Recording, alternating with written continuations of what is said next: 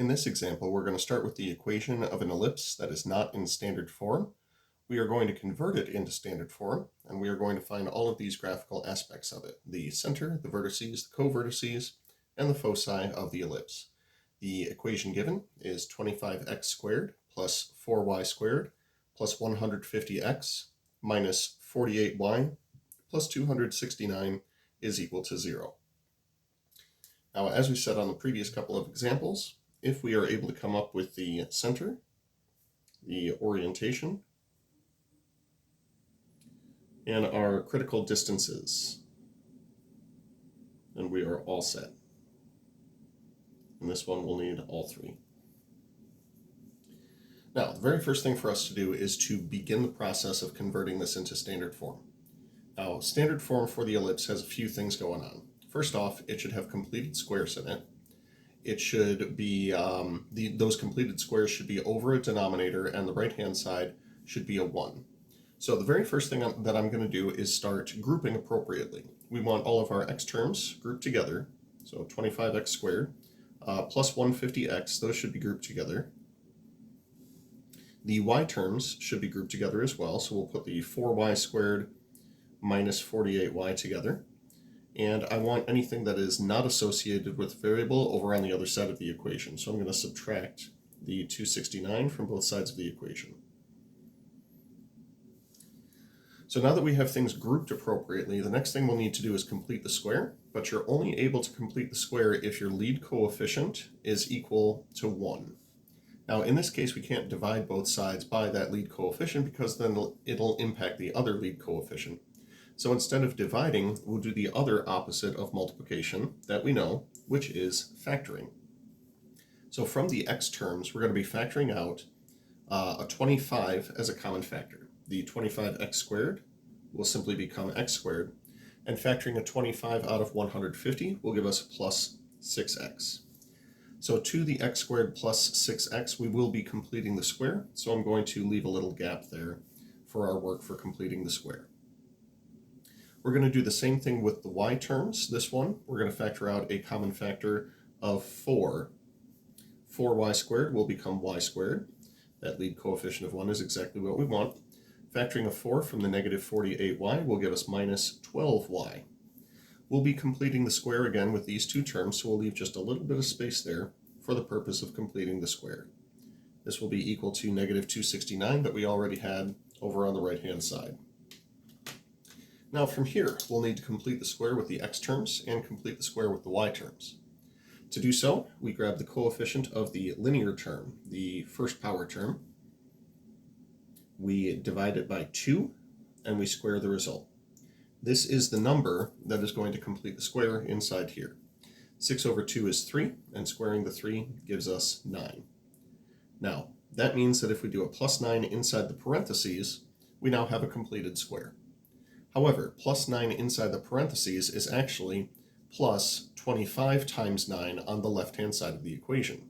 So when we balance it out on the right-hand side of the equation, we'll actually be adding 25 times 9.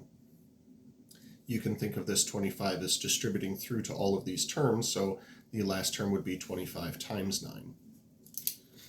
In addition to that, we also have a y squared minus 12y. Once again, we grab that linear term, and the coefficient of the linear term is negative 12, which we are going to, once again, divide by 2 and square the result. Dividing by 2 gives us negative 6, and squaring the negative 6 gives us 36. That 36 is what we are going to add right here to complete the square. But to the left-hand side of the equation, I did not just add 36, I actually added 4 times 36, because once again that 4 would distribute through to everything here. So this is actually 4 times 36. Now we have a lot of simplifying to do, so let's go ahead and do that. Still have a coefficient of 25 in front of our x terms, but now we can simplify our completed square. X squared plus 6x plus 9 factors into x plus 3 times x plus 3. That'll be x plus 3 quantity squared. Coefficient of the y terms is still 4, but now we can factor what's inside the parentheses here. Y squared minus 12y plus 36 factors into y minus 6 times y minus 6. Over on the right-hand side, if you want to grab a calculator to help you out with this, that's going to be recommended. What we actually have here is negative 269 plus 225 plus 144. And if I did all my calculations correctly, which I really hope I did, these two together should be 369. 369 minus 269 is 100. Ooh, it worked out, thank goodness. Now, everything here is all set for standard form with one exception. The one exception is what's on the right-hand side. This needs to be 1. And the way that we turn this constant into a 1 is we divide both sides by whatever we have there. That is going to distribute over to both sides of the equation, and it'll distribute to both terms on the left-hand side. For the first term, we have 25 being divided by 100. 25 divided by 100, we can say in the denominator, how many times does 25 go into 100? And that'll be 4. For the second term on the right-hand side, we have 4 being divided by 100. And once again, we could just say what'll be left in the denominator will be 100 divided by 4. In this case, that would be 25.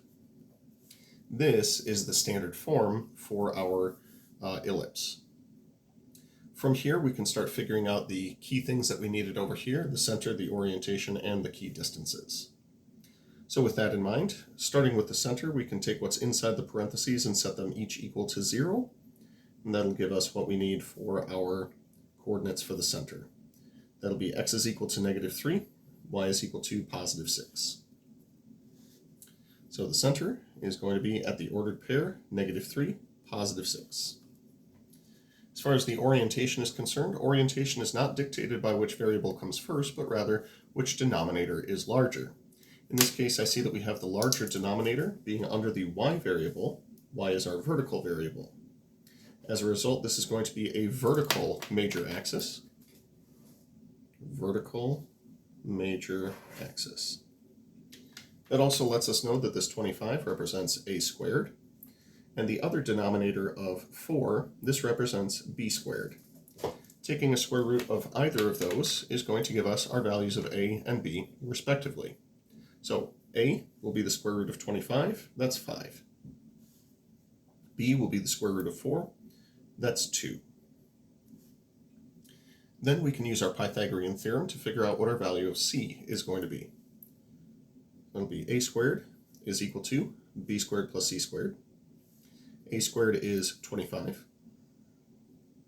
B squared is 4. C squared is c squared. We don't know what it is yet, but we'll get there. To solve for c squared, we'll subtract 4 on both sides of the equation. 25 minus 4 gives us 21. Right-hand side is still c squared. This lets us know that c is going to be equal to the square root of 21. Square root of 21. Good stuff. Now, allegedly, with all of this information here, we'll be able to figure out all of the graphical aspects that we could possibly want to know regarding this ellipse. So I'm going to give us a quick breakdown of what that looks like over here, and then maybe grab another piece of paper with some more space on it. Because it's a vertical major axis, our ellipse is going to look approximately like this. I say approximately because I'm not a very talented artist, and that's okay. So starting at our center, excuse me, starting from the center, because it's a vertical major axis, if we were to go up or down a total of a units, then the place where we are going to arrive, that'll be our 2 vertices. Starting from the center, if we were to go up or down a total of c units,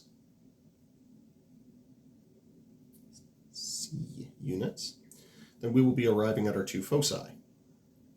And starting from the center, going either left or right, a total of b units. That will allow us to arrive at our 2 co-vertices. Now, of course, if we had a horizontal major axis, then A and C would be moving horizontally, and B would be moving vertically. That's why I think that drawing pictures is really helpful. So I'm going to take all of those aspects that I just said, we're going to put them on a fresh piece of paper. I'm going to be staring at the piece of paper. Oh boy. Okay. All right. Well, it's still in our hearts, kind of. Actually, you know what? Let's copy some of this stuff down onto our new piece of paper. So center is -3, 6. The vertical major axis, A is 5, B is 2, C is the square root of 21. Okay, just the hits. So with that in mind, let us once again start drawing our ellipse. Vertical major axis, we'll make it look kind of like this. Oh, you know what? That one actually turned out not half bad. So our center, which was one of the graphical aspects that we wanted to find, is going to be at -3, 6. We just said that to arrive at our two vertices, we are going to move up or down a total of a units. Up or down means we are adding or subtracting from the y variable. So that'll be -3, comma, 6 plus or minus a units. A is defined as the distance from the center to a vertex, so this will be 6 plus or minus 5. The good rule to have is if you can simplify those, you should. 6 plus 5 can be simplified, 6 minus 5 can be simplified. Let's simplify both. 6 plus 5 is 11, 6 minus 5 is 1. That's where we're going to find our two vertices. For the co-vertices, we said starting from the center, we'll be moving left or right that number of units. And the number of units that we'll be moving will be b. So because we're moving left or right, we are adding or subtracting this time from the horizontal variable, the x variable. Once again, if it can be simplified, we should simplify it. -3 plus 2 can be simplified, -3 minus 2 can be simplified. We'll simplify both. -1 plus 2 will give us -3 plus 2 will give us -1, and -3 minus 2 will give us -5. So the two co-vertices will be at -1, 6 and -5, 6. Finally, for our two foci, starting from the center, we will be moving up and down a total of c units to arrive at our two foci. Moving up or down means we'll be adding or subtracting directly from the y variable, and the number of units that we are going to be moving will be the square root of 21. 6 plus the square root of 21 cannot be simplified. 6 minus the square root of 21 cannot be simplified. If you wanted to write them as two separate points, we could say -3, comma, 6 plus the square root of 21, and -3, comma, 6 minus the square root of 21. There's really nothing additional that needs to be done as far as simplifying that is concerned. I think we got all the graphical aspects, right?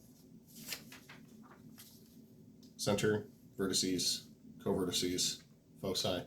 Yeah, we good. All right, good example.